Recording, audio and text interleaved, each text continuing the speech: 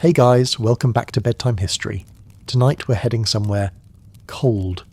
I mean really cold. Picture this. Your breath turning to mist, the forest creaking under ice, and the kind of silence that makes you feel like the world has stopped breathing. You're standing in a frozen forest, the sky so clear you can see every star, but not a single hint of warmth anywhere. If you were here thousands of years ago, without a heated blanket, a phone flashlight, or even a granola bar, how would you make it through the night? Spoiler, you probably wouldn't. So before you get comfortable, take a moment to like the video and subscribe, but only if you really like what I do here. And hey, tell me in the comments where you're listening from and what time it is right now. Now turn off the lights, maybe turn on the fan for some soft background music, and let's get started tonight. You shuffle your feet into the deep snow. It's not fluffy movie snow, it's sharp, heavy, like walking on frozen salt. Your breath makes tiny clouds. The trees around you are ancient spruce and pine, branches bent with frost like old men hunched under winter's weight. There's no road, no sound of cars or civilization, just the crunch of your steps and the soft, haunting groan of trees shifting under cold. This forest is alive, though it doesn't move much. Everything here, wolves, owls, even the moss, is playing a careful game of survival. You, though, you're the outsider. You're here to learn how people thousands of years ago didn't just survive this, but slept through it. Because for them, sleep wasn't a luxury, it was a test. The first thing you'd notice about ancient life in this setting is how quickly the sun abandons you. By late afternoon, shadows stretch long and blue. Night doesn't sneak up, it pounces. And when it does, the temperature plummets fast enough to make your eyelashes freeze. You pull your furs tighter, or, if you're not lucky enough to have them, whatever bundle of grass or bark fibre you've wrapped around yourself. Every moment after sunset is a fight to hold on to body heat. Historians still debate whether early humans in Ice Age Europe had structured winter camps, or if they followed herds across frozen plains. But cave evidence suggests many groups retreated into forest valleys, where thick canopies blocked the wind and rock formations offered natural shelter. Imagine finding a hollow beneath an old pine, or a low cave where the air barely moves. You crawl inside, testing the ground. It's cold, but dry. That's step one. Stay dry, or die. You scrape together dry branches, bark and pine needles, anything that will burn. Fire is your first and only friend out here. It doesn't just warm you, it tells predators, don't come closer. When you finally get a spark to catch, it's like breathing life into the world again. The fire crackles, spits and glows with orange promise. The snow around it melts in a circle of steaming earth, and you almost cry with relief. Still, one fire isn't enough. Ancient groups learned to build multiple tiny fires around their camps like glowing sentinels keeping guard.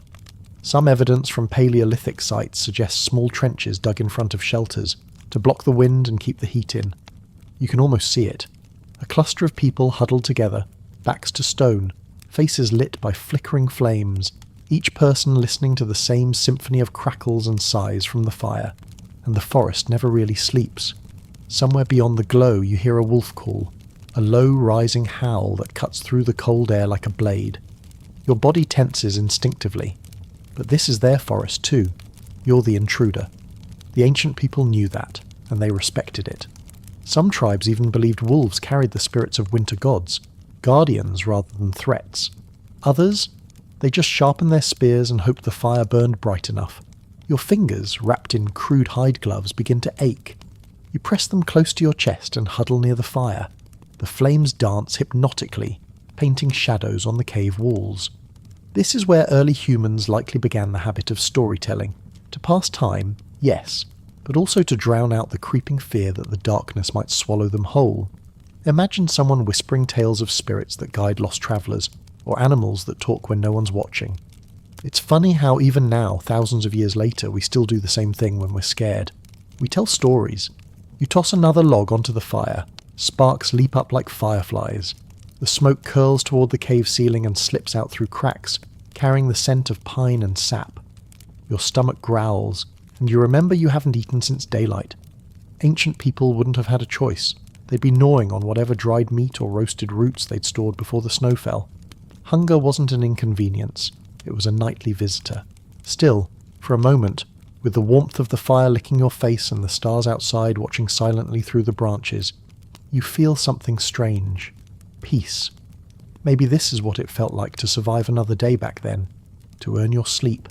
The cold is still there, nipping at your toes, whispering that you're just a fragile animal in an endless winter. But for now, you've made a small circle of safety. As your eyes grow heavy, the forest begins to hum. The wind moves like a voice, low, ancient and full of memory. The fire crackles back, almost answering. You're not alone out here. You're part of a rhythm older than history, one that's been repeating for tens of thousands of years.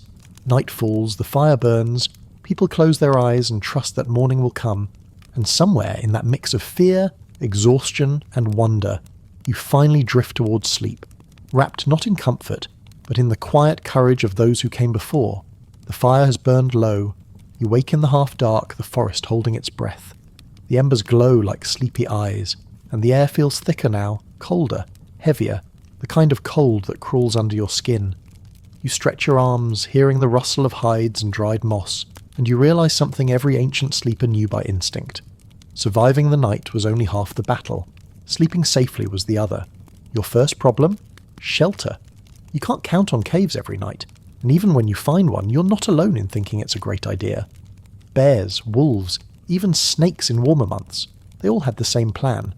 So, early humans and ancient tribes learned to carve safety out of what the forest offered.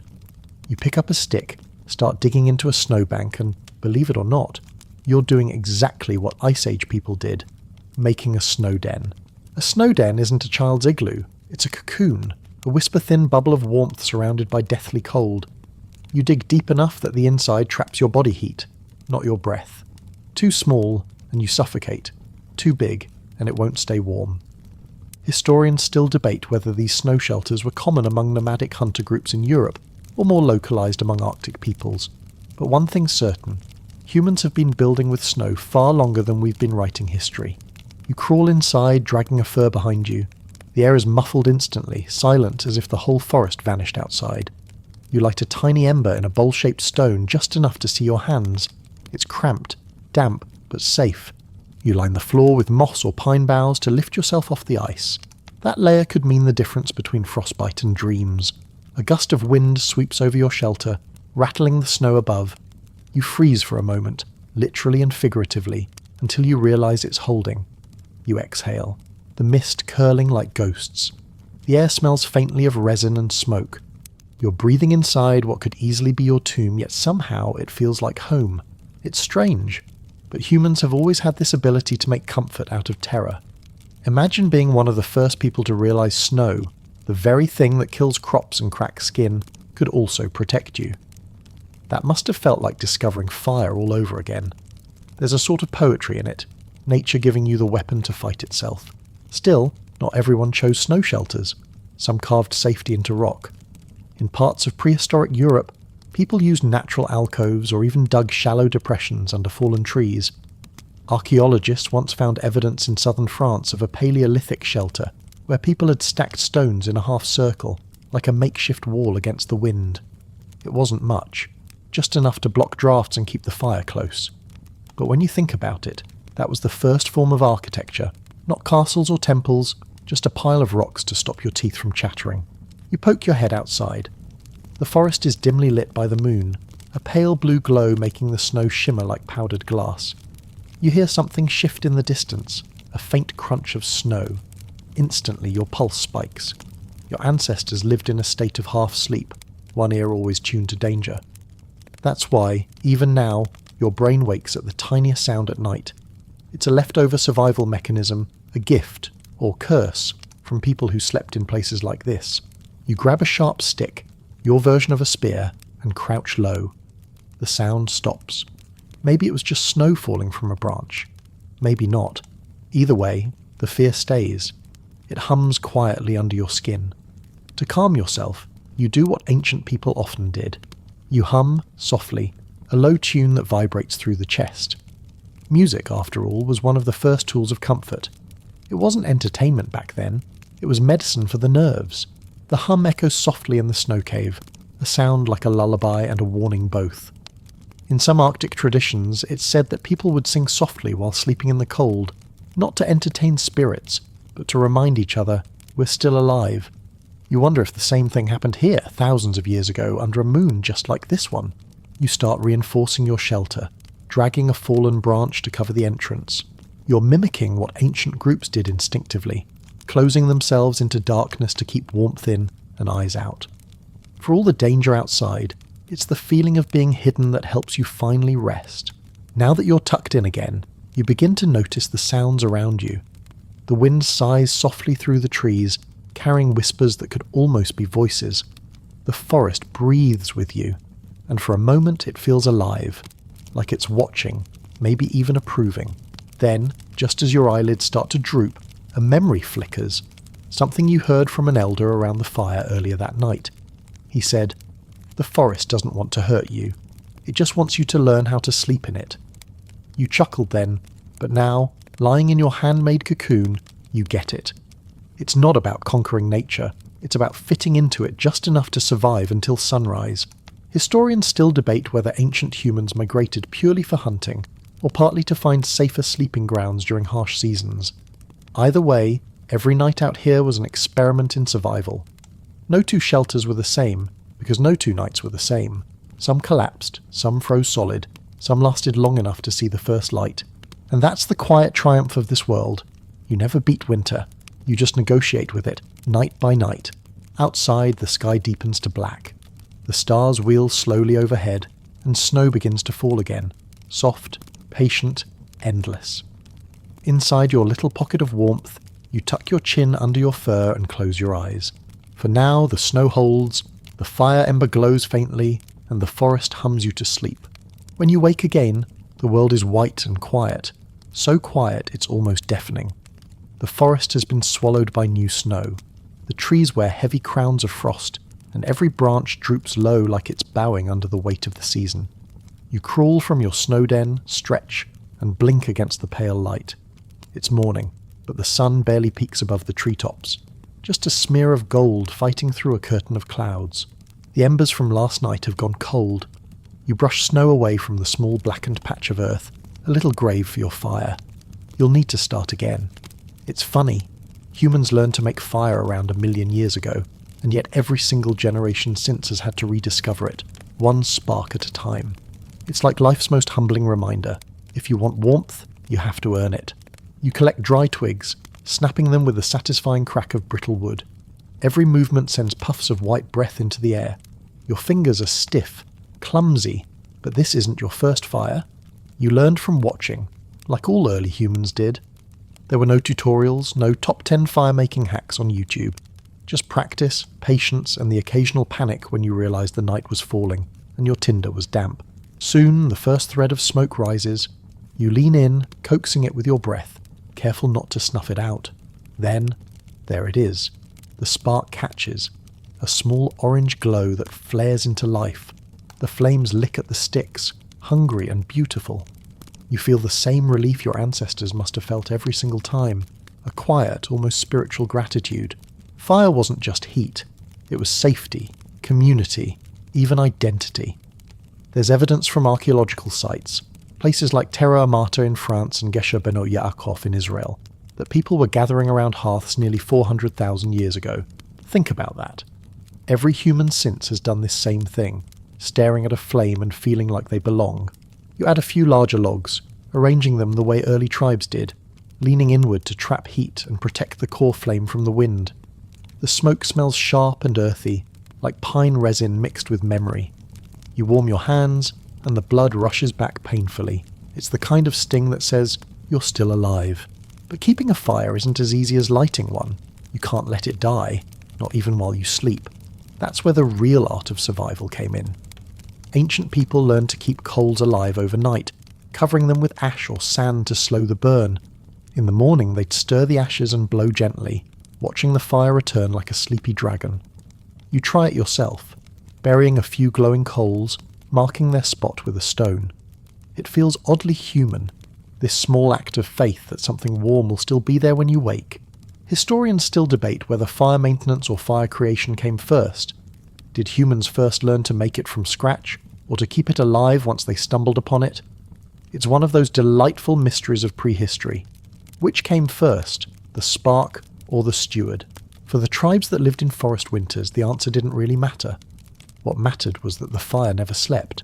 It stayed up while you did.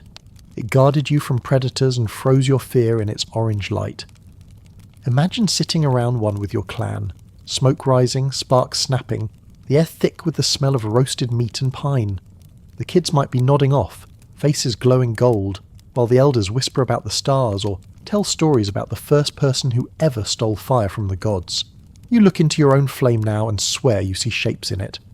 Maybe that's where myths started, from people staring too long at flickering light and seeing faces, stories, gods.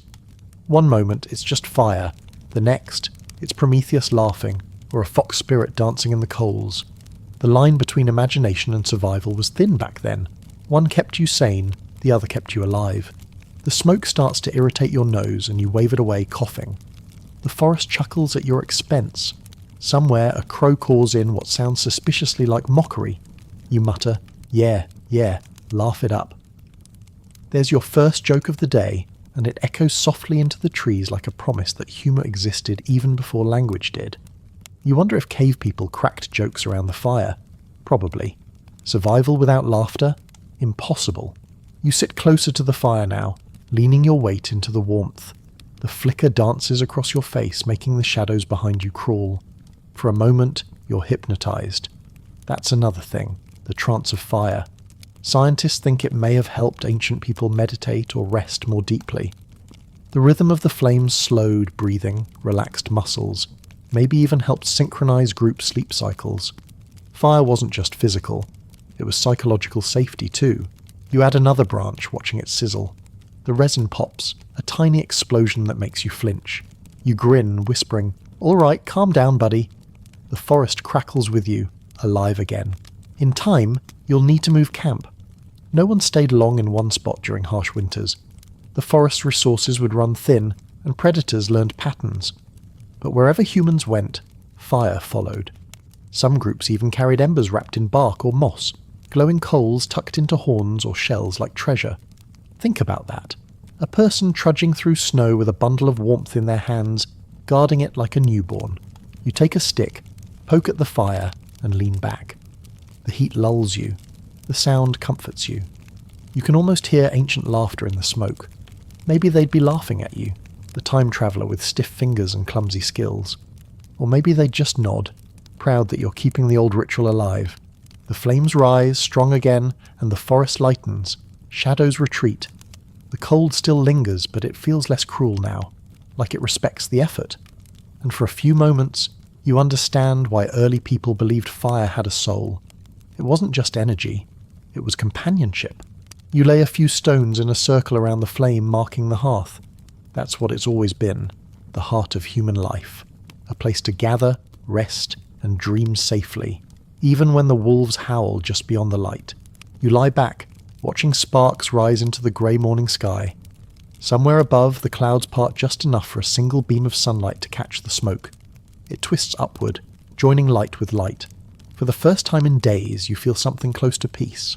You sit near the fire, the morning light cold and thin, watching smoke drift lazily through the branches. Your breath forms pale ghosts in the air, fading quickly. The flames have done their job, keeping you alive, but your body still aches from sleeping on frozen ground. The real battle now is finding comfort, however primitive, in a world that never meant to give it. Ancient people didn't have memory foam or quilts stitched with cute patterns. They had the forest, furs, hides, moss, bark, and whatever warmth they could coax out of nature's stingiest offerings. You pull your cloak of animal skin tighter, trying to imagine what it would have been like to craft such a thing from scratch. The process wasn't simple. It was bloody, tedious, and smelled like something your modern laundry detergent could never fix. After a hunt, the hide would be scraped clean with stone tools, stretched on a frame, and rubbed with fat or brains. Yes, brains, because the natural oils help soften the leather. Historians still debate whether tanning with animal brains was discovered by accident or desperate experimentation, but either way it worked. You can picture it. Smoke rising from drying racks, the air thick with the scent of fat and wood ash, and humans learning the first lessons of craftsmanship. You run your fingers along your own fur cloak. The surface is rough in some places, soft in others, patched where it's worn thin. Beneath it, You can feel your own heartbeat, a reminder that warmth in this world was always borrowed from another life. The ancient people didn't waste that truth. They honoured the animals that kept them alive, sometimes with rituals, sometimes with whispered thanks before sleep. You shift, tugging another layer of moss under your shoulders. The smell of earth fills your nose, wet, clean, comforting in a wild way. Moss was one of the earliest natural insulators. Forest dwellers used it to line sleeping pits, stuff their boots, even fill cracks in shelters. You can almost hear someone in your clan saying, "Don't waste the moss, it's better than any blanket." They were right. It holds warmth, like memory holds stories. The wind outside sighs, slipping through the trees. It finds every gap, every weakness in your shelter. You tuck your fur closer, layering leaves and bark to block the draft. Ancient people became masters of layering, first a base of dry leaves, then grass, then animal hide. The goal wasn't luxury, it was endurance. You'd think they were sleeping, but in truth they were surviving between breaths of the cold. Your nose itches and you sneeze, sending a puff of condensation into the air. The fire flickers in protest. All right, calm down, you mutter to it. There's your daily joke. Imagine a caveman arguing with his campfire. It probably happened more often than we think. You settle again, pulling the furs around your shoulders until only your eyes peek out. It's oddly cosy, like being hugged by the forest itself. For a moment, you forget how fragile this comfort is. Then a gust of wind slaps against the shelter wall, and reality returns. Early humans knew this feeling well. To sleep safely, they didn't just rely on warmth. They relied on placement. You could have the thickest fur in the world, but if you chose the wrong spot, too close to a slope, too near a frozen river, you might wake up buried, flooded, or worse. Experienced hunters scouted sleeping sites carefully, near trees for wind cover, close enough to water for morning access, but not so near that predators use the same path. You start to notice those choices yourself. The pattern of footprints, the way frost builds on certain sides of trunks. The forest starts to make sense, like an old code you're finally learning to read. Historians still debate how much early humans understood about insulation and microclimates, whether they knew why certain valleys stayed warmer, or if they just trusted instinct. Either way, their instincts worked. Modern tests of ancient-style shelters show they could maintain a surprisingly stable temperature, even when the outside dropped below freezing. It wasn't comfort in the modern sense, but it was enough to let the mind drift toward dreams. You reach for a small leather pouch and sprinkle crushed pine needles near the fire. The air fills with sharp, sweet scent. Ancient people often burned herbs, not just for smell, but because some insects hated it. Pine, juniper, sage, nature's first bug repellents. You can almost imagine the relief of discovering that trick. One less thing biting you while you tried to rest. A small flake of snow drifts down through a crack in the roof, landing on your nose. You blink and smile. Nature's gentle reminder, you're still inside her house. You laugh softly, your breath fogging the air. You think of how, thousands of years ago, children might have nestled under firs beside their parents, feeling the same warmth, smelling the same smoke, drifting into the same uncertain dreams. The forest outside unchanged, the sky eternal, but the small circle of human warmth the same across all ages. It's almost comforting to know we've been doing this forever, wrapping ourselves in pieces of the world, pretending we're safe. Your mind wanders as the fire pops again. You imagine an ancient mother stitching two hides together with a bone needle, humming softly while snow fell outside. The stitches are uneven, but every loop holds care. Bone needles, by the way, are one of humanity's quiet miracles. The oldest ones found date back nearly 50,000 years. Delicate tools carved by hand from animal bone, sharp enough to pierce hide yet fine enough to make clothing that actually fit. It's strange to think that your hoodie and their fur tunic share the same ancestor. The desire not to freeze. You lie back, pulling your blanket closer. The flames have softened to coals, glowing faintly red. You watch the shadows shift across the ceiling. For a second they look like dancing figures. People wrapped in fur, spinning slowly in the light. Maybe they're memories, maybe they're tricks of the eye. You decide not to care. The warmth is working now. Your eyelids grow heavy. The forest hums quietly around you, its rhythm older than thought. You realise something that all ancient people must have known. Safety was never guaranteed, but warmth, if you earned it, was enough to dream. Your last thought before sleep is simple, almost childlike. If I can stay warm tonight, I can do it again tomorrow. You close your eyes. The fire sighs once more and the world fades into a dim red glow.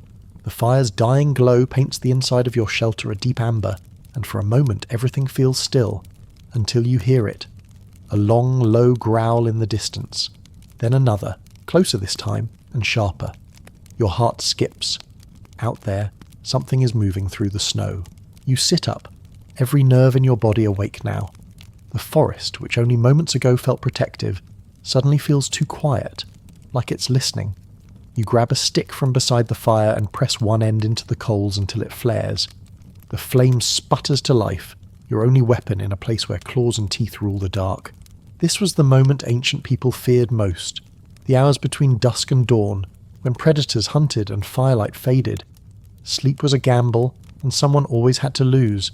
That's why tribes had night watchers, people who stayed awake to guard the others, trading rest for vigilance. Tonight, that person is you. You crawl toward the edge of the shelter, listening hard. The forest creaks and sighs, snow shifting from branches. You tell yourself it's just the wind, but then, crunch, another footstep. You hold your breath. Somewhere beyond the tree line, a pair of eyes glints in the dark, reflective, low to the ground. Wolf, maybe more than one. Your stomach tightens. You wave the burning stick in slow circles, the way your ancestors once did to warn off animals. Fire, even more than spears, was the great equalizer. Few predators were foolish enough to challenge flame. You lift the torch higher and shout, a deep guttural sound that feels strange in your throat but echoes powerfully through the trees. The eyes blink, vanish, and the forest exhales again. You don't move for a long time. You can feel your pulse in your fingertips. Slowly, you let the torch fall back to the ground, where it throws long, uneasy shadows across the snow. This was the nightly rhythm for early humans, half waking, half dreaming, trapped between fear and fatigue. They slept in shifts, often in small circles with fires at the centre, so there was always someone awake. The idea of a good night's sleep would have been laughable. Safety was measured in minutes, not hours. Historians still debate how tribes decided who kept watch. Some think elders, whose sleep cycles were naturally shorter, volunteered for it. Others suggest younger hunters did it as a rite of passage. Either way, that system may have shaped something we still carry today, the instinct to wake at the smallest sound, to check the shadows before closing our eyes again. The modern world calls it light sleeping.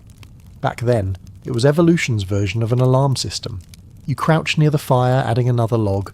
The flame grows, licking at the darkness, reclaiming your small circle of control. You can't help but think about the trust it must have taken to lie down and let someone else guard your dreams. Humans weren't just surviving the cold together, they were surviving fear. A faint rustle behind you makes you jump. You whirl, only to see a fox darting from the edge of the light, its fur glowing like molten copper. It pauses just long enough to look at you, tail twitching, eyes bright with curiosity, before disappearing into the dark again. You let out a shaky laugh. "You almost gave me a heart attack," you whisper. The forest doesn't answer, but you swear you hear something like amusement in the wind. There's humour in fear, if you look closely enough. Maybe that's how ancient people coped. You can almost imagine them whispering jokes to each other during their shifts, teasing the night watchers for jumping at every sound. You grin at the thought, the tension easing slightly. You settle back, pulling the fur around your shoulders. Your eyes are heavy again, but sleep feels dangerous. You stare into the fire and start counting breaths, something people still do today without realizing they're echoing ancient habits. The slow rhythm calms you, your thoughts drifting. Somewhere in that half-conscious haze, you start to understand why they didn't see the forest as an enemy. It was home, yes, but more than that, it was alive. It demanded respect, not conquest. You weren't in the forest, you were part of it. The wolves, the foxes, the wind, all of you trying to make it to morning.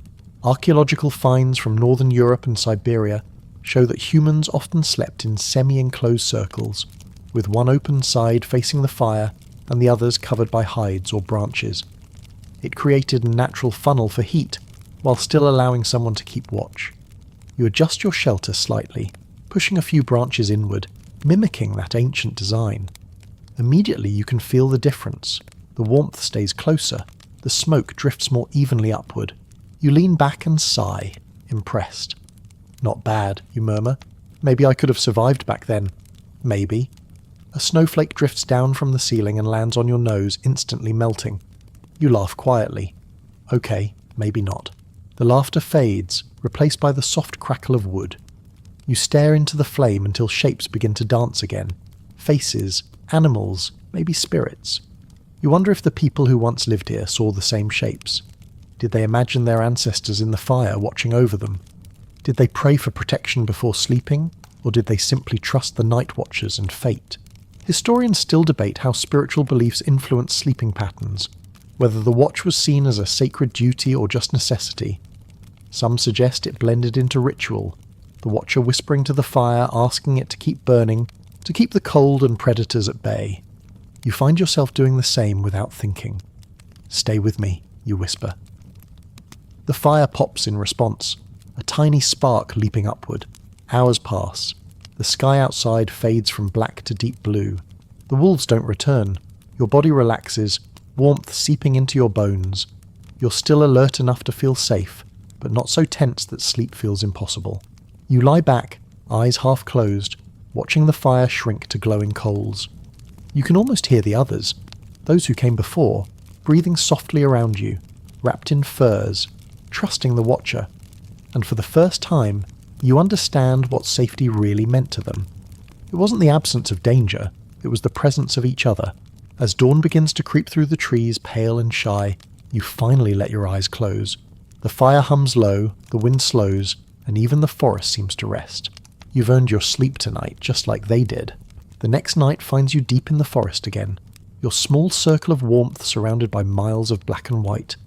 The wind is calm, the stars scattered like spilled salt across the sky. Your body aches from the cold, but your spirit feels strangely lighter, like you're starting to understand the rhythm of this ancient life. You've learned shelter, warmth, and watchfulness. Now comes the part of survival that's less about the body and more about the mind. The stories.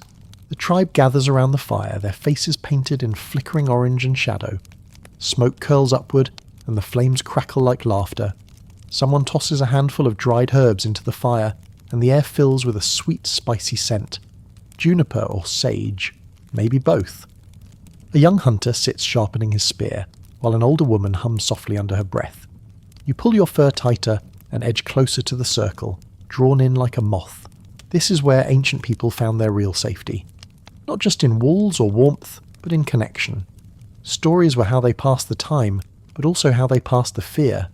The night could be endless, and the cold could steal your breath, but a good story could make you forget, even for a while, that death was sleeping just outside the firelight. The old woman lifts her head. Her voice is rough but steady. You want to know why the fire burns, she says. It's because long ago the sky fell in love with the earth. Everyone leans in, you included. The sky sent down its lightning and it struck a tree. The tree burst into flame, and ever since the earth has carried the sky's fire inside it. That's why fire warms us. It remembers love. There's a silence after she finishes, broken only by the wind outside. You grin slightly. That's beautiful, you whisper. Someone else chuckles. It's better than your story about the talking bear, another teases. The group laughs, the sound warm and real. You realise something important. This is more than entertainment. Storytelling was medicine. The human mind can only handle so much silence, so much darkness, before it starts inventing ghosts. By turning that fear into narrative, the ancients gained control over it. Monsters became myths, and danger became lessons. Historians still debate when exactly humans began telling stories. Some point to cave paintings as the first visual myths, others to burial rituals and carved figurines. But sitting here, with sparks floating into the night, it's easy to believe storytelling began the very first time someone stayed awake by the fire and needed to explain why the darkness moved. Someone else in the group picks up a bone flute and starts playing, a low, haunting tune that drifts like smoke through the trees. The notes are uneven, sometimes breaking into whistles or soft hums, but they fit the night perfectly.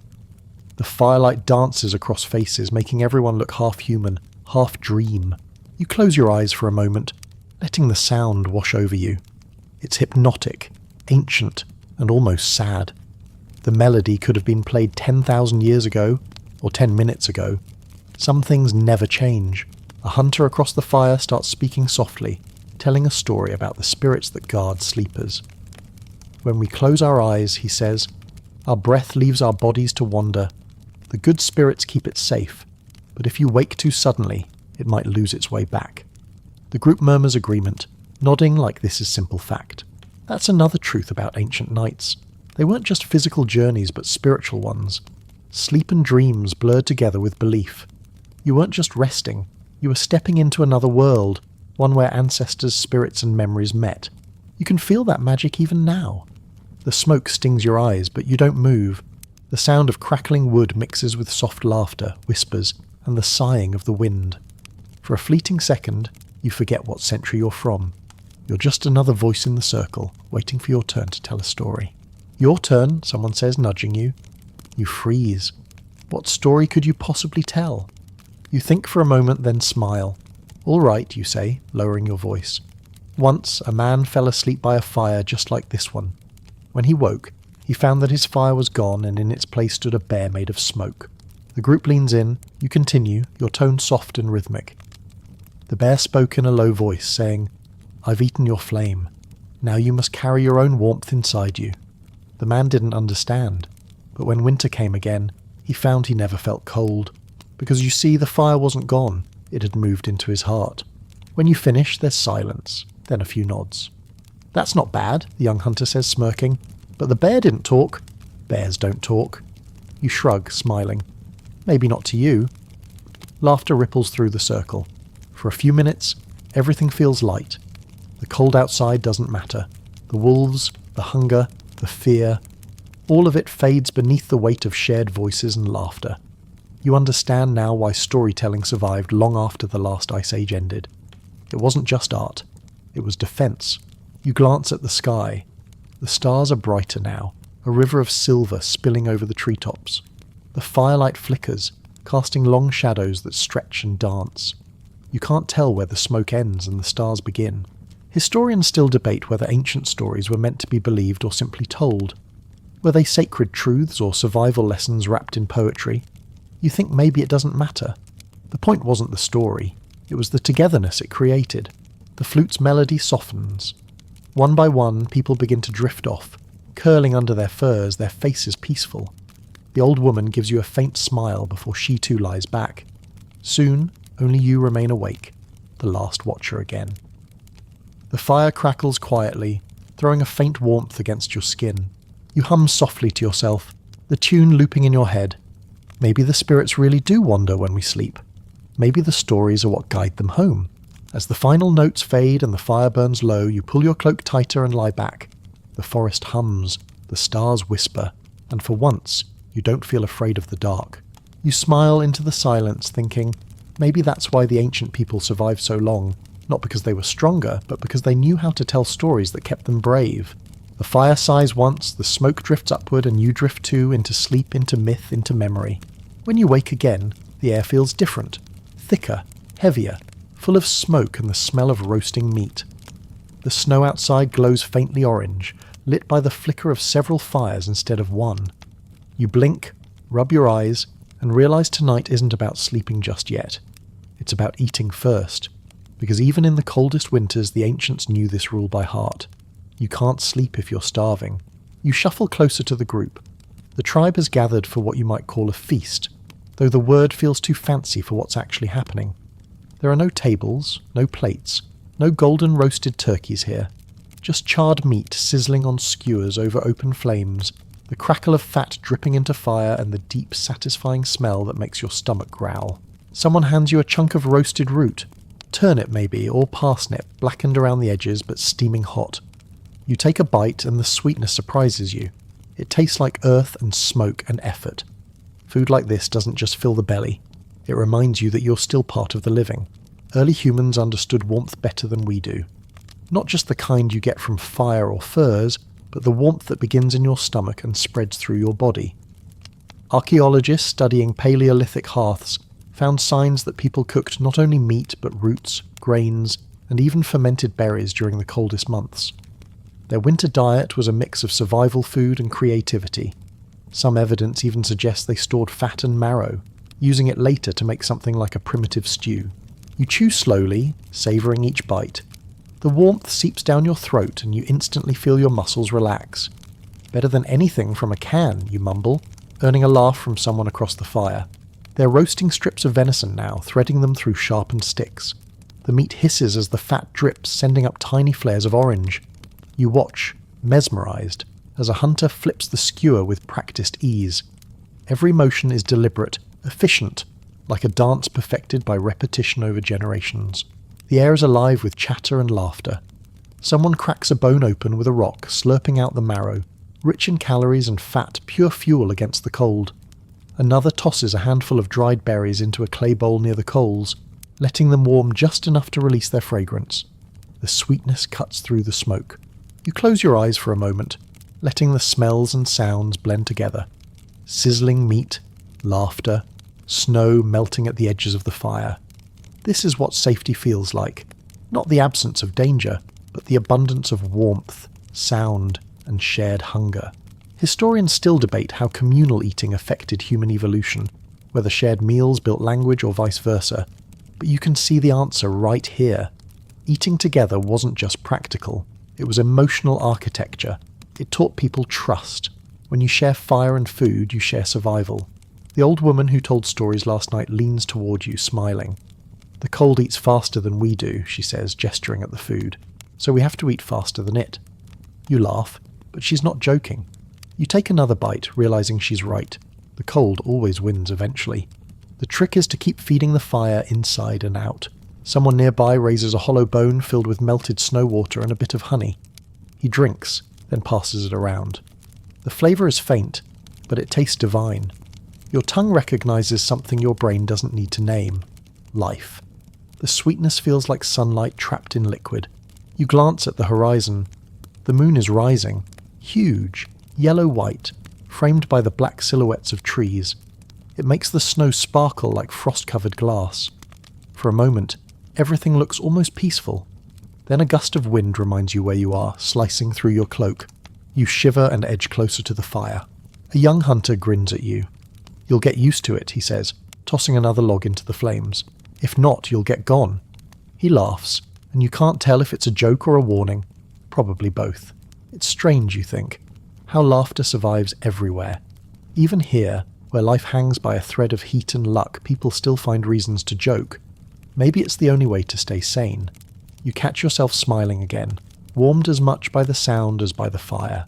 When everyone's eaten their fill, or at least enough to quiet the hunger, someone starts a low hum. Then another joins in, and another. The sound spreads like a wave, a vibration that fills the air. You can feel it in your chest, steady and grounding. This isn't a song in the modern sense, it's more like a rhythm for the body to follow, a way of syncing the tribe's heartbeat before they rest. You hum along softly, the tone rising and falling with the crackle of the fire. The flames respond, pulsing brighter, as if they too are part of the rhythm. The air grows thicker with warmth and smoke. You feel the heaviness in your limbs, the kind that comes after food, warmth, and safety. Historians still debate whether these communal sounds were early forms of prayer, lullabies, or simply group bonding. Maybe they were all three. Either way, you can feel the effect. Your heartbeat slows, your breath deepens, and the forest outside seems to fade into the distance. When the humming stops, there's silence. A deep, content silence that wraps around the group like another blanket. Some people lie down right where they are, curling near the fire. Others adjust hides or whisper softly. You lean back against a log, eyes half closed, the warmth still glowing in your chest. You think of the modern world for a second, bright lights, screens, food that comes in plastic, and you almost laugh. Those people you think chase comfort but forget the ritual that makes it real. Out here, every bite, every flame, every story feels earned. You glance at the stars one last time. The sky feels lower now, as if it's leaning in to listen. Your eyelids grow heavy, your breath slow and even. The fire hisses softly, its final song for the night. And as you drift towards sleep, you realize the truth that's older than language. To survive the winter, you must feed both the fire and the spirit. The forest hums its approval. When the fire dies down and your stomach is full, sleep should come easily. But tonight, something feels different. The air outside the shelter hums faintly, as if the forest itself is whispering. You lie still, wrapped in furs, listening. The wind moves through the trees like breath through a flute, low and rhythmic. Somewhere in the distance an owl hoots, its call echoing through the frozen valley.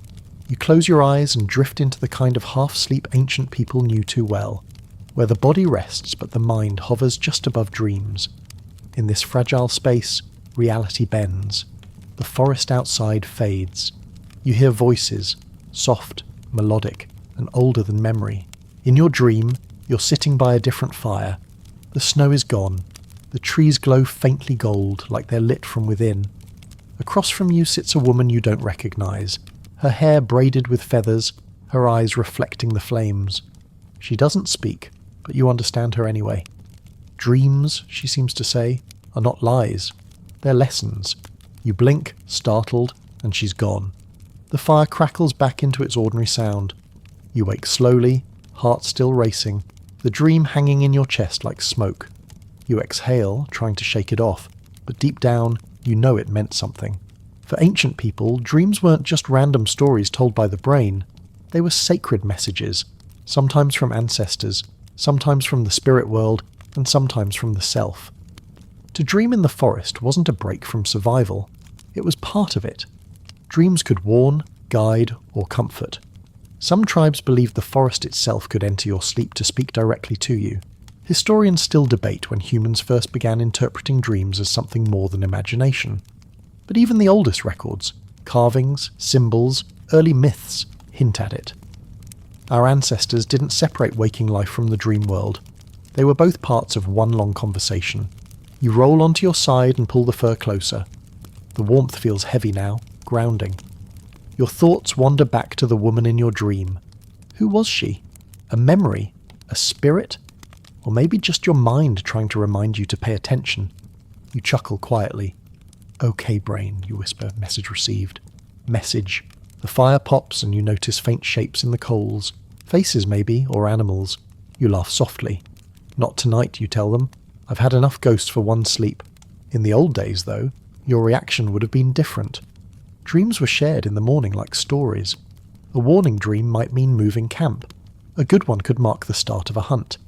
Entire rituals revolved around them. In Siberian tribes, shamans interpreted dreams to diagnose illness or predict the weather. Some North European forest peoples would rub their eyelids with ash before sleep, believing it helped them see spirits more clearly in dreams. You shift under your furs, feeling oddly comforted by the thought. There's something beautiful about that ancient faith, that your sleeping mind could still work for your survival. Even now, you know that feeling. You dream of exams, of alarms, of falling. Your body rehearses danger even when it's safe. Maybe those old instincts never left. A gust of wind sneaks through the shelter, brushing your cheek like a cold hand.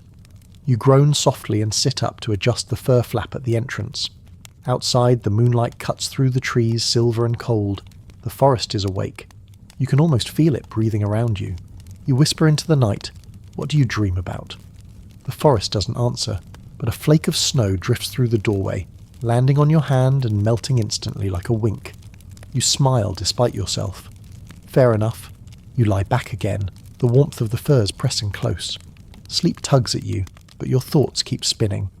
You remember reading once that REM sleep helps modern humans process fear, turning chaos into memory, just like storytelling. Maybe that's what dreams were for back then too. Nature's original therapist, free of charge. Somewhere between waking and sleeping, you hear footsteps or think you do. They're soft, slow, deliberate. You freeze, eyes wide open, breath held. Then, faint laughter. Not human, not threatening. Just odd. You open the fur flap a sliver, and there it is. A fox again. The same one from nights before, circling the fire pit and sniffing at a discarded bone. You laugh quietly. "You again," you whisper. "You're starting to haunt me." The fox looks up, its eyes catching the moonlight, glowing gold. For a second, you swear it nods. Then it trots away, tail high, vanishing into the trees. You shake your head, smiling. Maybe you're part of my dream too. You stretch, yawning. The fire's almost gone. Just a faint red glow left. You roll onto your back and stare up through the small gap in your shelter roof. The stars blink above, bright and close. Somewhere up there, the same constellations watched your ancestors dream too. Historians still debate whether early people used the stars for navigation or storytelling, or both.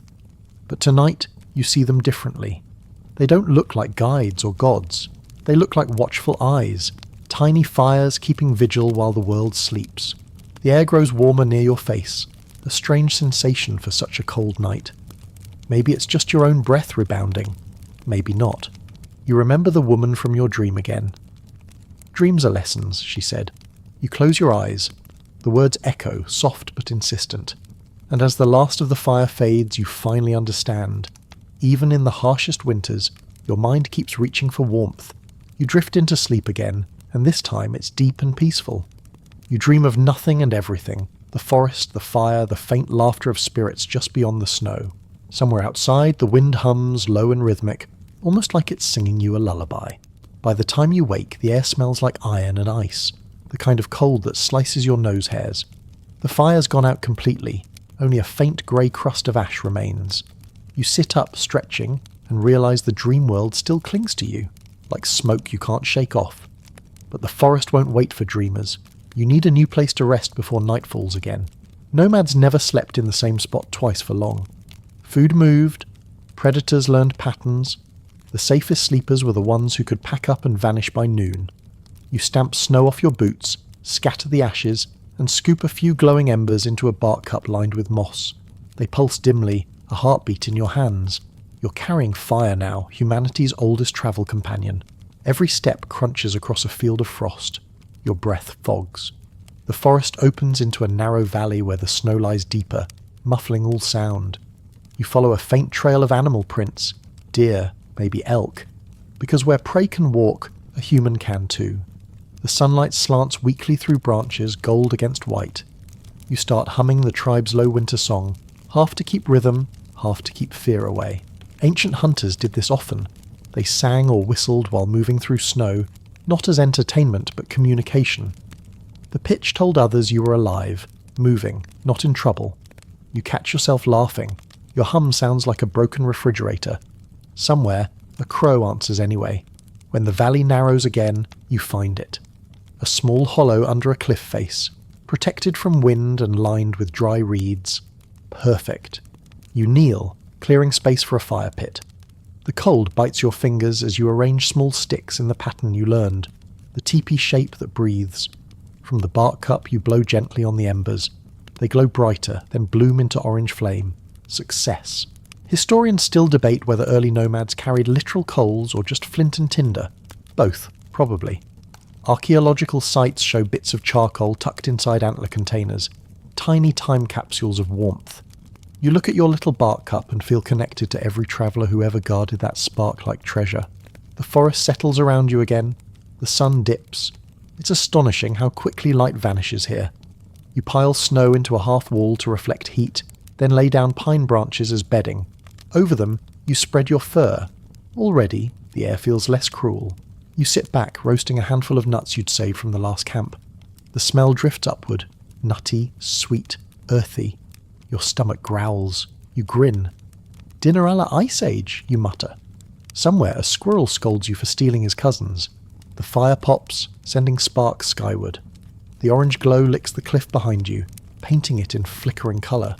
For a moment it almost looks like cave art, shadows of animals and people dancing. Maybe that's how the first artists were born, someone staring too long into firelight and deciding to leave a mark. You rub your hands together, letting warmth return to your fingertips. You realise that each new fire feels like meeting an old friend again. No two flames are the same, but they all speak the same language. Crackle, sigh, promise. When darkness thickens, you huddle close, adjusting your fur collar. The snow wall keeps out most of the wind, but not all. You can hear it slide past like a restless ghost. Still, inside your little shelter, the air smells of resin and smoke instead of deathly cold. Historians still debate how far nomads could travel carrying live fire. Some say 10 miles, others 50. But it's not about distance, it's about continuity. As long as one ember survived, so did the story of warmth. You lean forward, whispering to your flame like an old friend. We made it again. The fire flickers back, almost in agreement. You remember the dream woman's words, dreams are lessons. Maybe this is the next one. To keep moving. To never let the light die even when you do. A sudden noise interrupts your thoughts. A faint crack behind the trees. You freeze, hand gripping your spear. The sound repeats, then stops. Silence. You wait, breath shallow. Then from the shadows emerges a figure. Not human, but reindeer. A small herd passes, their breath steaming in the moonlight. One pauses, watching you curiously. For a second, you're eye to eye with survival itself. You lower your spear slowly. Go on, you whisper. The reindeer snorts and moves on. You exhale, realizing how tense you were. Ancient hunters sometimes followed these herds for months, sleeping beside them for warmth. The bond between species was complicated. Predator, protector, partner. You feed another branch into the fire. The reindeer's tracks fade into the white, but their presence lingers. You imagine sleeping beside them, sharing breath and body heat the way early people did. The forest was harsh, but it also offered allies, if you were humble enough to accept them. The flames die lower, becoming soft red eyes in the snow. You lie down, the pine scent filling your lungs. The ground is cold beneath, but the fur above traps your breath, making a tiny world of warmth. You think about the embers you carried all day, small, fragile things that kept you moving. Maybe that's the secret. Humans have always been walking bundles of fire, carrying warmth from one night to the next. The thought makes you smile. Not bad for an animal with no claws, you mumble. The fire crackles approvingly. Outside, the wind howls again, but you barely hear it. Inside your hollow, your heart and your fire beat in sync. Tomorrow you'll move again, find another place, build another flame. For now, though, the world can freeze all it wants. You've learned the trick.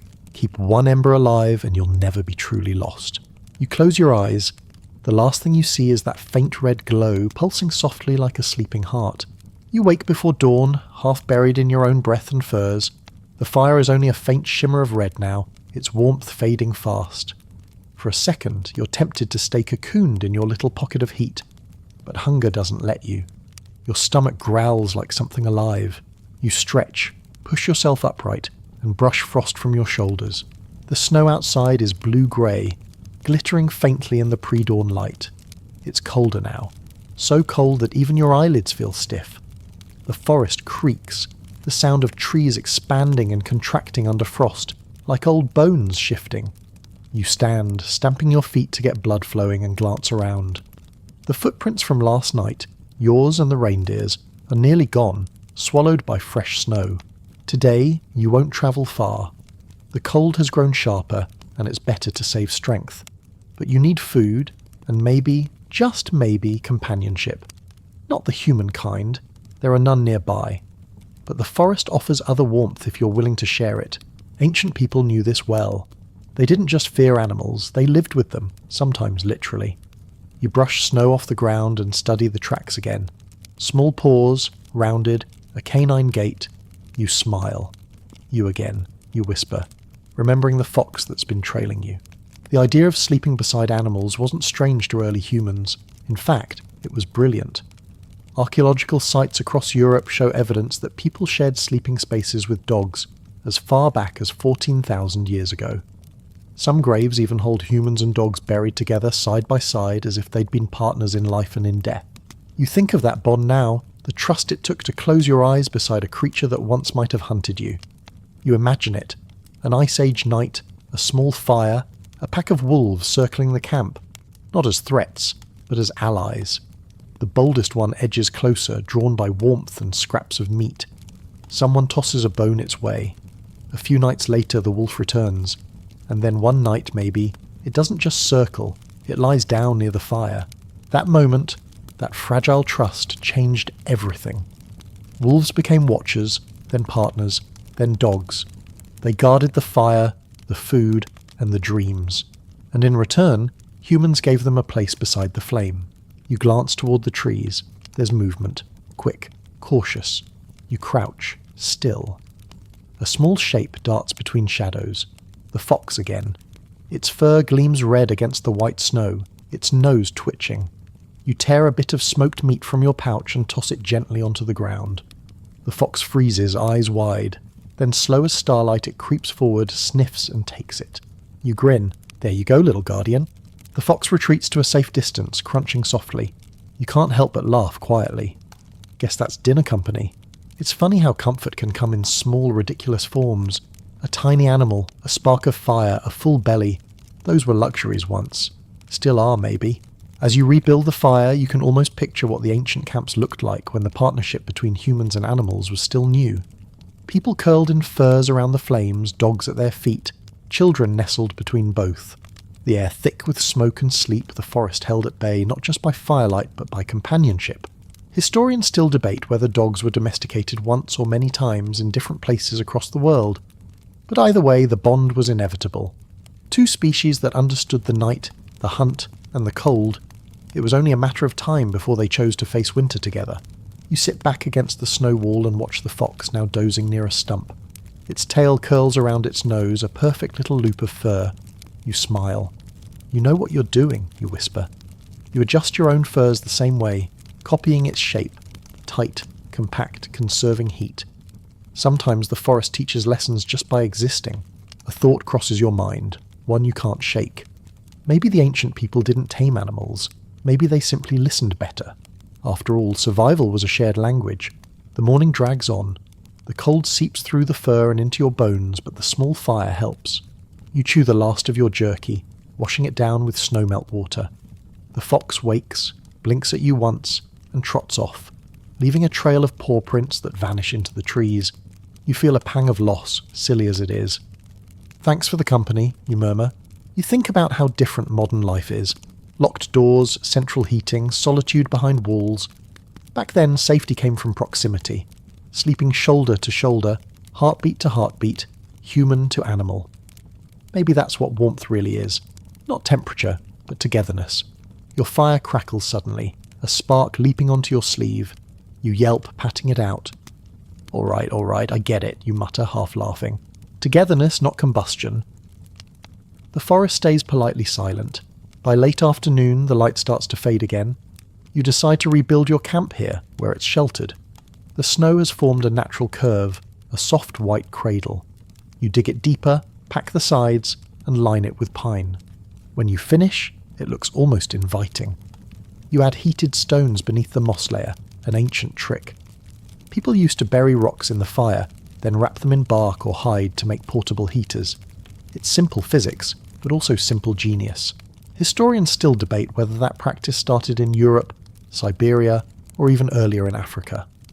But as you tuck a few hot stones under your bedding, you can tell whoever thought of it deserved a statue, or at least a long nap. The warmth spreads slowly, the kind that seeps through layers and into your spine. You curl up, your makeshift den glowing softly in the firelight. Outside, snow drifts down in lazy spirals, thick and silent. For a moment you think about the fox again. Maybe it found a hollow somewhere, curled up the same way. Maybe warmth was never meant to be owned, only shared. You smile, eyes heavy. The fire hums quietly beside you, and the forest breathes along. The line between wild and human feels paper thin, like you could reach through and touch it. You whisper into the dark, "Good night, little guardian," and close your eyes. When you open your eyes, the fire is low again, just a soft orange whisper. The world beyond your shelter is a silent ocean of white. The trees stand still, their branches heavy with frost, each one glittering faintly under the faint blue light of morning. You stretch, yawning, and for a moment you almost forget where you are, until the cold nips your nose and the wind sighs against your shelter. You crawl outside, brushing snow from your shoulders. The air is sharp enough to sting your lungs, but it's clean, pure, the kind that wakes you faster than coffee ever could. Somewhere in the distance a raven calls, its cry echoing between the frozen trunks. The forest looks peaceful, but you know better. It's always watching. You take a slow step into the snow and feel it crunch under your boots. Every sound you make echoes back like an announcement. I'm still here. And for ancient people, that was a dangerous thing to announce. The forest didn't hate humans, but it didn't care for them either. Everything in it, wolves, bears, even the silence itself, had its own kind of hunger. Historians still debate how ancient people viewed predators. Some see them as competition, others think they were almost spiritual equals. The truth probably lies somewhere in between. To survive here, You didn't conquer the wild, you negotiated with it. You glance at the line of trees ahead. The shadows between them look thicker than usual, deeper. Your pulse quickens before you even know why. There's something about the way the forest feels that makes the hair on your neck rise. It's not sound or movement, it's awareness. You crouch, scanning the snow for prints. There, faint depressions leading toward the creek. Too large for fox, too small for reindeer. You swallow hard. Wolf. You straighten, gripping your spear tight. Your breath comes out in short, foggy bursts. You listen. Nothing. Just the steady rhythm of your heart. The forest waits, patient. You start walking. Slow, careful steps, each one deliberate. After a few minutes you see it. A shape moving between trees, grey against grey. It's a wolf, lean and silent, watching you from the distance. Its eyes catch the light for just a moment. Gold, intelligent, unblinking. It doesn't move closer. It doesn't need to. This is its forest, not yours. You don't run. Ancient people wouldn't have either. They understood the difference between fear and respect. You slowly lower your spear, keeping your eyes on the animal.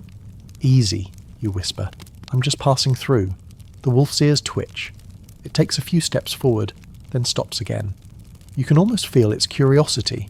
This strange, upright creature with fire smell and fur made of other animals. You stand still, your breath freezing in front of you, the two of you connected by silence. For a few seconds the world feels balanced. Two predators, two survivors, both cold, both hungry, both alive. Then, as quietly as it appeared, the wolf turns and vanishes into the trees. No sound, no trace, just gone. You exhale, finally realizing you've been holding your breath. You smile shakily. Guess we're even, you murmur. That's how ancient people lived, always in this tense truce with the world. The forest wasn't a setting. It was a living thing, one that demanded respect. They left offerings sometimes. Bones, food scraps, even songs. Not superstition, but gratitude. The same kind of reverence you might feel leaving a tip after a meal that kept you alive. You walk back toward camp, the snow crunching beneath your feet. Every few steps you glance over your shoulder, half expecting the wolf to return. It doesn't. But you can feel it watching still, unseen but present. When you reach your shelter, you stir the fire back to life, feeding it small twigs first, then thicker logs. The orange light floods the snow, soft and warm, a small rebellion against the endless blue cold. You huddle close, rubbing your hands together, the skin pink and raw. You think about how fragile this balance must have been for ancient people. One wrong sound, one bold predator, and the night could end in silence. And yet they kept coming back to these forests, winter after winter. Not because they didn't fear them, but because they belonged here. Historians still debate how much of that belonging was spiritual, and how much was practical. Did they truly see the forest as sacred, or did they just know it was smarter to pretend it was? Maybe the difference doesn't matter. When you live somewhere long enough, reverence and realism blur together. You lean back against your snow wall and watch the smoke spiral upward. The wind carries it into the trees, thin and blue. Somewhere, that wolf is smelling it, marking your existence. You grin faintly. Yeah, I'm still here, you whisper. A sudden gust blows sparks into the air, tiny fireflies dancing briefly before fading into the white. You can't help but laugh. Show off, you say to the fire. The forest doesn't laugh back, but the trees groan softly, shifting in the wind. Maybe that's its way of answering. You spend the rest of the day mending your gear, tightening hide straps, cleaning the stone edge of your spear. Every scrape, every thread feels like meditation. The world out here rewards those who pay attention and punishes those who don't. As night falls again, the cold returns like an old debt collector. The stars blink into view, sharp and cold as diamonds. You curl near the fire, letting its glow push the darkness back a few feet. You can almost see eyes between the trees again, imaginary or not. You whisper, "We can share it tonight, okay? You take the dark, I'll take the light." The fire answers with a crack, a spark leaping into the sky. The forest creaks again, and somewhere far off a single wolf howls. Not hungry this time, but simply alive. The sound cuts through the air, rising, falling, then fading. You smile softly. It doesn't feel like a threat anymore. It feels like a song. You close your eyes, listening to it echo through the valley until it blends with the wind and becomes something gentler. The forest that watched you is now watching over you. The forest is still. The moon hangs heavy and pale above the trees, its light turning the snow to silver dust. You wake to the faint sound of wind, except it isn't quite wind. It's something softer, almost like voices. You blink, pushing yourself upright, the fur sliding from your shoulders. The fire's nearly gone, reduced to a dull red heartbeat in the snow. You hold your breath and listen. The sound comes again, low, rhythmic, layered with strange tones. It isn't frightening exactly, but it feels old, like something that existed before language. The night air smells faintly of smoke and pine sap. You rub your arms, whispering, "What now?" Then, from the distance, you see faint movement, shadows flickering between the trees like ghosts made of breath and snowlight. You squint, but they're gone as soon as you look directly. You laugh nervously. Okay, either I'm dreaming again, or this forest really likes drama. Ancient people would have had an explanation ready. They believed the forest wasn't just alive, it was aware, full of spirits that walked under the ice moon, the deep winter full moon when the air froze thick and sound carried forever. Those nights were sacred and dangerous. The boundary between the seen and unseen grew thin enough to cross. Historians still debate whether these beliefs were religion or psychology. Were the spirits literal, or just metaphors for the loneliness of long winters? Maybe both. When you spend enough nights talking to the fire and the wind, the idea of unseen listeners doesn't feel so strange. You feed the embers a handful of dry bark until they flare back to life. The orange light spills across your hands, your face, the walls of your shelter. The sound in the distance fades, replaced by the crackle of flame. You exhale slowly, feeling the tension ease from your shoulders. Still, you can't shake the feeling that something, or someone, is nearby. You glance at the tree line, half expecting the wolf again. But what you see instead makes you pause. Hanging from a low branch is something small, swinging gently in the breeze, a bundle of twigs tied with cord. You didn't notice it before. Curious, you step closer, crunching through the snow. The bundle is simple: sticks, dried grass, and what looks like a feather bound inside. It's not random. Someone made this. You reach out, then stop. Maybe it's a warning, or a charm. You remember stories from tribes who lived in northern forests. People who tied small sleep charms outside their shelters during winter. They weren't meant to scare away spirits, but to invite the good ones, the ones who brought warm dreams and safe sleep. You smile softly. "So that's what you are," you whisper. You leave it hanging, letting it spin gently in the wind. When you return to your fire, the world feels different, less empty. You settle back under your furs, the flames painting your hands gold. The forest outside glows faintly under the moon, a mix of shadow and light that seems alive. You think about how ancient people must have felt on nights like this, when every tree creaked like a whisper, when the snow seemed to breathe, when their own minds blurred with the world around them. The line between science and magic didn't exist then. The cold didn't care about explanations, only balance. The flames waver, and for a moment you swear you see shapes dancing in them again. Not frightening ones this time, gentle, almost playful. Maybe it's the spirits of the forest, or maybe it's your imagination trying to keep you company. Either way, it works. You feel less alone. You grab a burning stick and wave it slowly through the air, drawing lazy circles of light. "Here's your dance," you say softly. The ember traces a trail before it fades. You laugh quietly. Not bad for a night performance. In some ancient rituals, people really did dance with fire during the winter solstice. Slow, trance-like movements meant to honour the cold and ask the spirits to return the sun. Archaeologists have found soot patterns on cave ceilings that suggest this. Lines of smoke shaped not by accident, but rhythm. You wonder if your little gesture just made you part of that same unbroken tradition. Historians still debate whether those winter rituals were communal or solitary. Did entire tribes dance, or was it just shamans keeping vigil while others slept? Either way, the idea is the same. Don't let the flame die, even when the world freezes. You poke at the coals until they glow brighter. The wind rises again, moaning low through the trees, but this time it doesn't sound lonely. It sounds like a choir, voices woven into the cold. You find yourself humming along, matching the rhythm of the forest. The air thickens with warmth and sound. Your eyelids grow heavy. You pull your furs higher, the edges brushing your cheeks. Outside, the moon climbs higher, turning the world silver and soft. You drift somewhere between wakefulness and dreaming, where you can still hear the forest singing. You imagine the ancient people doing the same, humming in their shelters, their breath fogging the air, their songs echoing between trees. Maybe they believed those whispers carried their voices to the ancestors, asking for another sunrise. Maybe that's all prayer ever was, the sound of a cold human heart asking the universe to be kind for one more night. Your fire hisses quietly.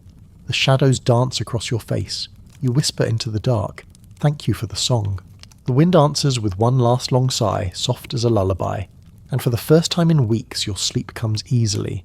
Not from exhaustion or fear, but from peace. When you wake, it's to the sound of dripping water. You blink, confused at first. It takes you a moment to realize what that means. The ice is melting. The air isn't as sharp. Somewhere in the forest, the first whisper of thaw is beginning. You crawl from your shelter and breathe deep. The scent hits you immediately. Wet earth, pine sap, the faint musk of decay. To most people it might smell unpleasant, but to someone who's spent endless nights inside frozen air, it smells like life coming back. The snow hasn't gone far, it still covers most of the ground, but now it has that soft slushy give under your boots. The world is changing, slowly, stubbornly, but undeniably. You can feel it in your bones. You crouch near what used to be your fire pit. The ashes are pale and brittle. You sweep them aside and set about starting a new one, your hands moving automatically now. Fire-making isn't a task anymore. It's a habit, almost muscle memory. You strike your flint, coaxing sparks into dry bark. It catches with a hiss and a faint curl of smoke. The fire grows faster today. The wood isn't frozen through anymore. You smile. You missed me, didn't you? The flame flares in response and the heat brushes your fingers. You hold your palms close, watching how the firelight paints your skin amber and alive. It's a small miracle, one that your ancestors must have felt every single morning. You sit for a moment, feeding the fire, your breath mingling with its smoke. This tiny ritual, gather, strike, breathe, was once the hinge of civilization. Without it, humans would have frozen out of history. Historians still debate how much innovation was born from the cold. Did hardship make us creative, or just desperate? Some argue that the tools, furs, and shelters of ancient people came from curiosity. Others say it was necessity, pure, raw survival instinct. But as you stare into the flames, you can't help thinking, maybe those two are the same thing. You reach for your small toolkit, a collection of bone needles, strips of hide, and sinew thread, and begin stitching the tear in your cloak. The needle slips through the leather easily, leaving behind neat rows of tiny holes. The motion is soothing, rhythmic, like breathing. Bone needles were one of humanity's quiet revolutions. They turned raw hides into real clothing, transforming survival from chance to skill. Some of the oldest ones ever found were carved 50,000 years ago in Siberia, delicate, precise, and made with a level of craftsmanship that would humble even modern artisans. You smile to yourself, threading another stitch. So we've always been a little bit fussy about fashion, huh? The forest doesn't laugh, but a raven nearby caws once, as if to say, speak for yourself. You tie off the last knot and test the repair. Solid. A few drops of melted snow fall onto your sleeve, hissing quietly when they hit the fire. You hold your hands closer to the warmth, and the steam rises between your fingers like little ghosts. It's strange. How even here, at the edge of the world, surrounded by deathly cold and danger, humans still made things beautiful. Bone beads, painted stones, patterns carved into tools. Even in hardship there was art. You glance at your fire pit again and get an idea. With a stick you draw lines into the wet ash. Circles, spirals, small marks. They mean nothing and everything at once. Maybe someone thousands of years ago did the same thing and didn't know why either. Just because it felt right. The fire crackles as if approving. You add another log, then reach for a smooth river stone you found days ago. It's small, round, and faintly warm from sitting near the fire. You press it to your chest and sigh. You'll make a good heater tonight. That trick, warming stones by the fire and tucking them under hides, was another ancient miracle. Before blankets, before metal stoves, there was this. Rock turned to warmth. The earliest hot water bottle, courtesy of the Ice Age. Historians still debate where this practice began. Some think it started with nomads in Central Asia, Others point to Europe. But honestly, it's hard to imagine not discovering it eventually. If something's near fire, you're cold, and you're curious. Well, you try it. That's the human way. You set a few more stones near the flames and smile, imagining some long ago ancestor doing the same, both of you unknowingly sinking across millennia. It's oddly comforting. The thought that warmth connects you not just to the present, but to every person who ever fought the cold and won. The forest outside hums faintly now. Snow drips from branches in slow, steady beats. You can hear the creek again, thawed enough to murmur under a crust of ice. The sound is hypnotic, a reminder that life never really stops. It just slows down until it's ready to move again. You sit back, your repaired cloak wrapped tight around you, watching as smoke from the fire swirls upward into the half-melting air. The smell is richer now, heavier, full of sap and damp bark. You take a deep breath and exhale slowly. The warmth feels earned, the air feels softer, and for the first time the cold doesn't feel like an enemy anymore. It feels like an old teacher letting you go. The fire crackles louder, almost cheerfully. You toss in one more branch and whisper, "Lesson learned." As the flames rise, you can't help but smile. Every little trick, stitching hides, heating stones, carrying embers, feels like a thread in the same long story of survival. A story written not in words, but in warmth. You lie back near the fire, the glow flickering across your face. Outside, the wind has changed. Gentler now, warmer. You close your eyes, feeling the pulse of the earth waking beneath the snow. Maybe tomorrow you'll move again, maybe not. For now, you let the sound of dripping water and crackling flame lull you into rest. And as you drift towards sleep, you think of all the hands before yours that struck sparks, stitched hides, and whispered thanks to the fire. You're not just surviving the winter anymore, you're keeping their story alive. By the time you open your eyes again, the sun is higher than usual, thin but golden, cutting through the trees like ribbons. The forest looks gentler now, its edges softened by meltwater and mist. The snow is shrinking fast, exposing patches of brown earth and moss that smell damp and alive. You stretch, feeling the stiffness in your shoulders ease for the first time in what feels like forever. Your little camp has become something of a sanctuary. The fire pit, the snow walls, the fur bedding, it all feels familiar, like a small world you built with your own hands. You sit up, brushing stray pine needles from your cloak. The air carries the scent of thawing soil and smoke. This is the season when exhaustion hits hardest. The danger has passed, but your body doesn't know it yet. You've been living in survival mode for so long that rest feels like a trap. Even now, part of you expects the cold to return, to steal everything back. The ancients felt that too. After the hardest part of winter, they faced something historians call the fatigue of survival.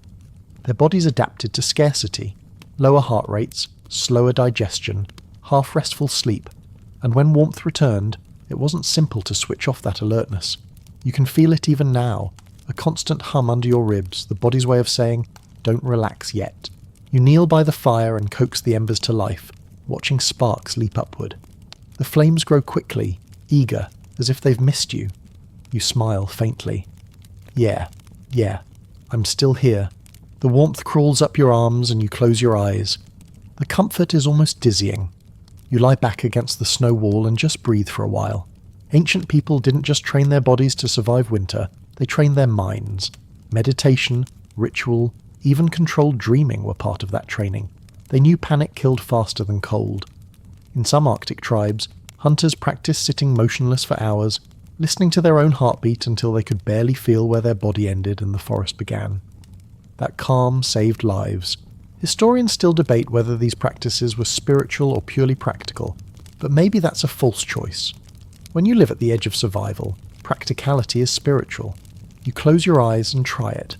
Sitting still, breathing slowly, letting the rhythm of the forest replace your own. The crackle of fire, the dripping meltwater, the faint groan of trees shifting in the sun. Your mind begins to slow. For the first time, the quiet doesn't feel empty. It feels full. You open your eyes again and notice the light has shifted. The sun is higher now, turning the snow into tiny mirrors. You laugh softly. I think I finally get it, you whisper. You can't fight winter. You just have to move with it. That realization feels like a small victory. You grab your pouch and eat a few dried berries, their sweetness sharp and bright on your tongue. The taste reminds you of the feast days earlier, the laughter, the humming, the smoke in everyone's hair. You miss them, even though they were never really there. Loneliness has always been a quiet companion in the cold. Ancient people carried it like a hidden burden, tucked between hunger and hope. To fight it, they leaned on imagination, seeing faces in fire, hearing ancestors in the wind.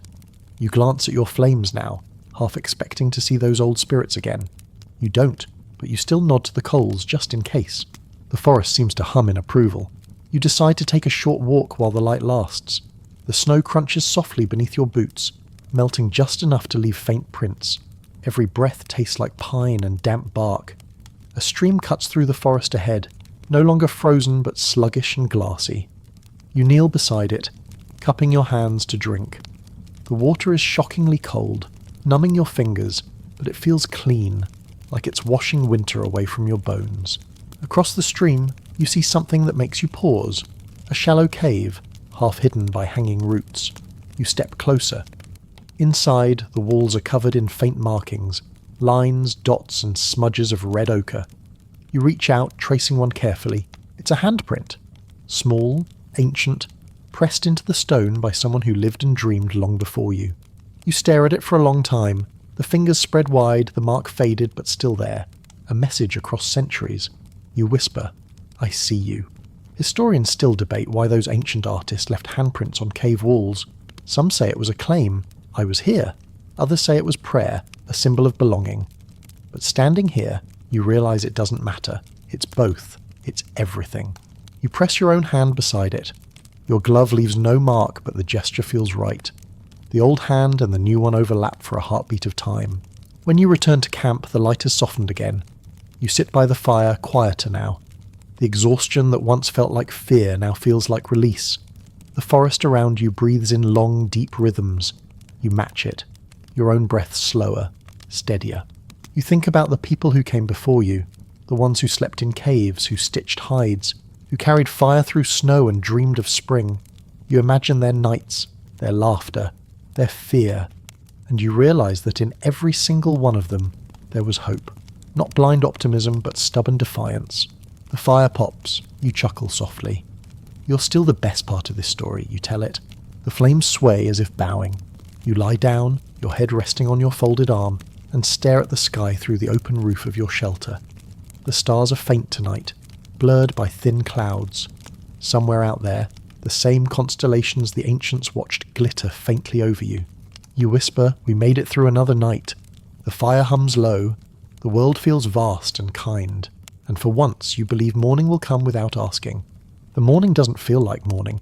It feels like awakening. Light filters through the trees in soft gold, and the forest hums with the first notes of spring. Water drips steadily from branches, forming tiny rivulets that sparkle in the half-frozen ground. You blink against the brightness, squinting at the way mist curls low across the forest floor.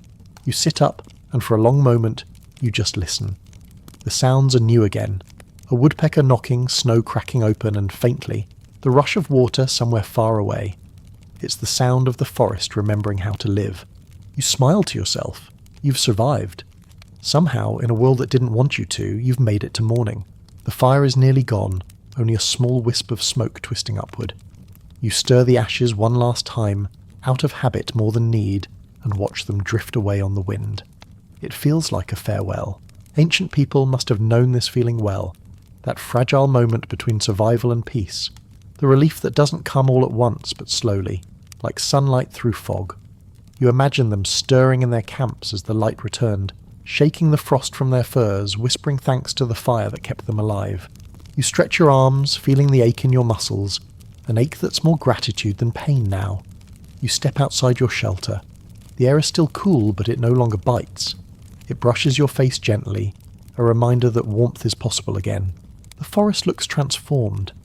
Patches of green peek through the snow. The creek you drank from days ago has broken free of its ice cage, tumbling with a joyous rush.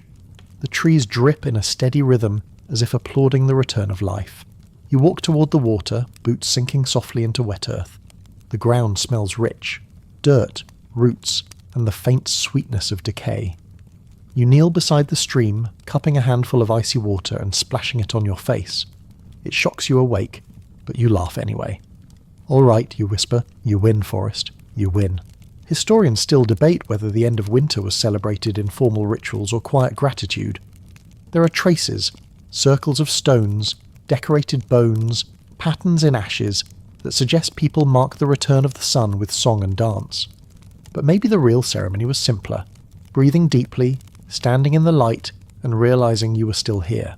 You sit by the stream for a while, letting your reflection ripple in the water. You look different now, thinner, yes, but harder too. Wilder. The person who entered this forest weeks ago wouldn't recognize this version of you. The one who can read snow, who hums with the rhythm of wind and fire.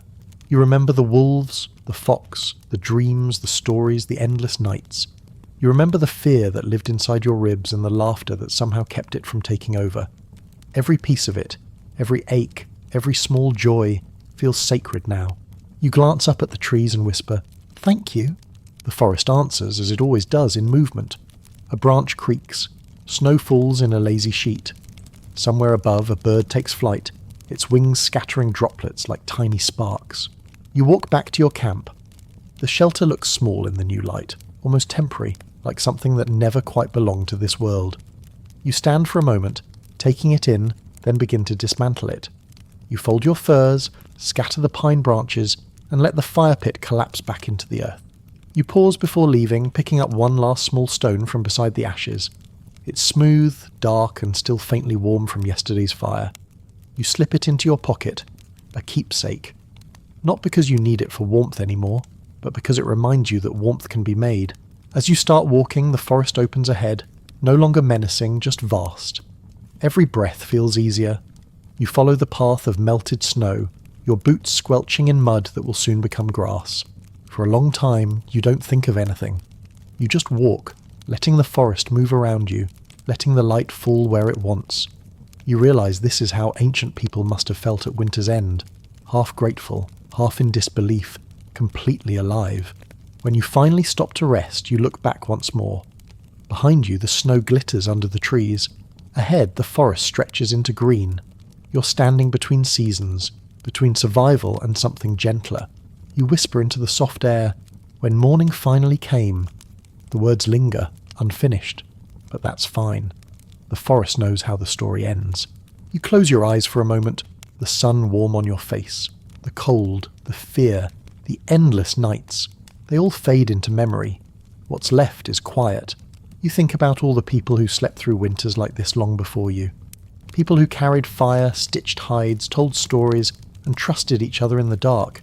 You realize you've been sleeping beside them this whole time, not just in the forest, but in history itself. You take one last deep breath of cold, clean air and whisper, "Thank you for keeping me alive." Then you turn and walk toward the light. The wind moves behind you, scattering your footprints, erasing the path you made, but that's okay. The fire still burns somewhere, in someone else's hands. You don't look back, you don't need to. The forest will remember. So now, as you lie back and listen to the last whispers of our story, let the sound of the forest fade until it's just a hum in your chest. Imagine the fire from all those nights still glowing somewhere. Not in the snow, not in the cave, but inside you. That's where it's always been. Every ember, every spark we carried through these frozen nights was more than survival. It was memory. The ancient people didn't just fight the cold, they learned to live with it. They wrapped themselves in stories, sang to the wind, and whispered to the dark. They found warmth in each other, and somehow that was enough. The snow may have melted now, but that instinct to find a light in dark places has never left us.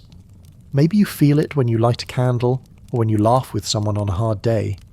Maybe it's in the way you close your eyes and trust that morning will come, no matter how long the night feels. Historians can argue about tools and shelters and fire-making, but they'll never be able to measure courage, the quiet kind that lets you sleep under a sky full of fear and still dream anyway. You've walked through that with them tonight. You've felt the cold on your skin and the heartbeat of the fire in your hands. So take a breath. Let the forest grow still again. The stars are fading, the fire has gone to smoke, and somewhere far away a new dawn is rising through the trees. You're safe now. You've made it through the longest night. Sleep easy, traveller of old fires. Good night.